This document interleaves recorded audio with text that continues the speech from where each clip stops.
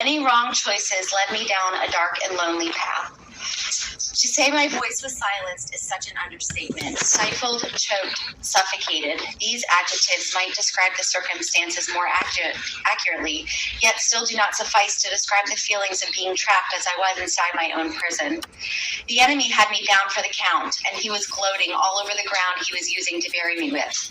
And the saddest part is that I handed him the shovel. There I was, 6 feet under, buried alive in a grave of my own making, gasping for air but getting nothing but dirt. And that's when Jesus reached down to grab me. I did not deserve to be rescued. I did not deserve to be redeemed. But God, He loved me so much that He just could not leave me there. And that is what brings me here, the story of my rescue.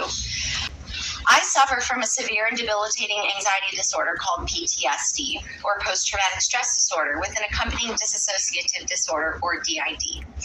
What this means is that normal daily events trigger me into uncontrollable panic attacks, which become so intense that they cause me to disassociate. My official diagnosis came 4 years ago. However, it has been affirmed by a team of medical professionals that I have suffered from this most of my life. One of the greatest truths that I have realized over this past year is that the spiritual realm is real. Angels and demons are in full force here on this earth, and just because we cannot see them does not make them any less real.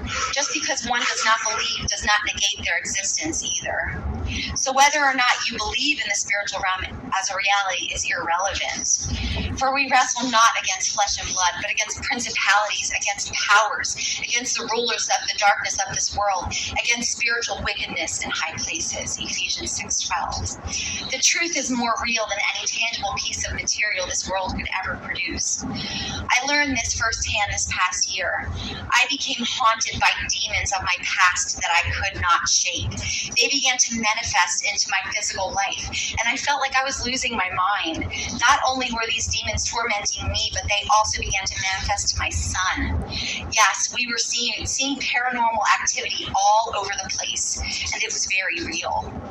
I know now that ghosts are just demons masquerading as dead humans in order to torment the living, but I did not know that when they began to manifest.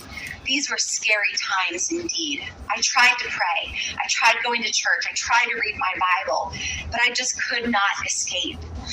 Towards the end of May 2019, God sent someone after me into the pits. An anointed evangelist gifted in the deliverance movement reached out to me. He said that God led him to me and that he felt compelled by God to help me.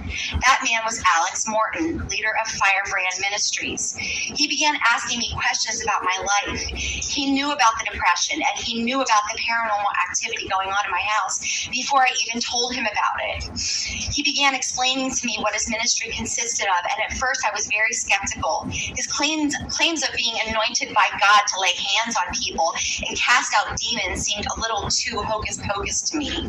After all, I was raised in the fundamental Baptist circles where any ministry of this type was considered satanic.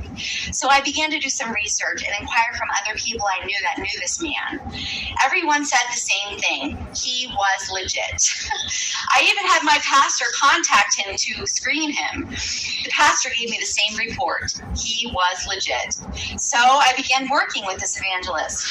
The first deliverance session was over the phone, where he spoke over the house and other demonic forces he sensed, and I did experience some freedom. The next session, I attended one of his meetings, and he laid hands on me, and I felt a rush of wind go through me, and I started sweating profusely, and I started to vomit. After this particular session, I felt like a completely different person, lighter and freer and clearer in my mind than I had ever felt in my life. It was a miracle indeed. One of the most miraculous pieces of deliverance was the deliverance from anxiety.